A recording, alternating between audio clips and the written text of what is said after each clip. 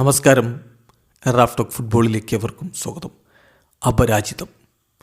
Yes, ഇതാ Arsenal UEFA champions ലീഗിൻ്റെ ഫൈനലിലേക്ക് കടന്നുപോയിരിക്കുന്നു.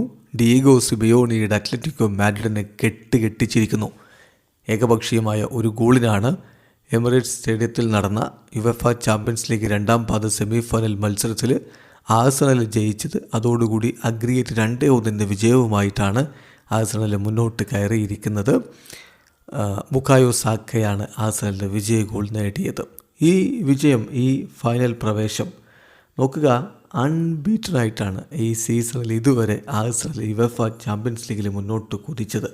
14 മത്സരങ്ങൾ, 9 ക്ലീൻ ഷീറ്റുകൾ, ആകെ കൺസീഡ് ചെയ്തത് 6 ഗോളുകൾ. തീർച്ചയായിട്ടും ഫാൻറ്റാസ്റ്റിക് ജോബാണ് മൈക്കൽ ആർട്ടിറ്റ ചെയ്തിരിക്കുന്നത് എന്നുള്ളത് പറയാതെ വയ്യ. മത്സരത്തിൽ ആഴ്സണലിൻ്റെ മുന്നേറ്റങ്ങൾ നയിച്ചുകൊണ്ട് Viktor Gyokeres, Trossard, Eze, Bukayo Saka എന്നിവരൊക്കെ ആദ്യ 11 അണിനിരന്നപ്പോൾ മറുഭാഗത്ത് ഹുലിൻ ആൽവരസും അന്റോൻ ഗ്രീസ്മാനും ലൂക്മാനും ജിയോവാനി സിമിയോണിയും ഒക്കെ ചേർന്നുകൊണ്ടാണ് അത്ലറ്റിക്കോ മാഡ്രിഡിൻ്റെ മുന്നേറ്റങ്ങൾ നയിച്ചത്.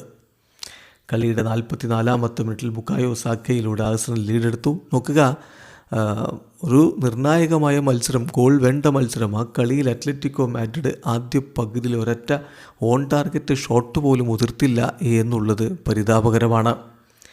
പിന്നെ രണ്ടാം പകുതിയിലും അത്ലറ്റിക്കോ മാഡ്രിഡിൻ്റെ ഭാഗത്തു നിന്ന് അത്രയധികം നീക്കങ്ങളൊന്നും ഉണ്ടായില്ല, ഗോൾ മണമുള്ള നീക്കങ്ങളൊന്നും ഉണ്ടായില്ല.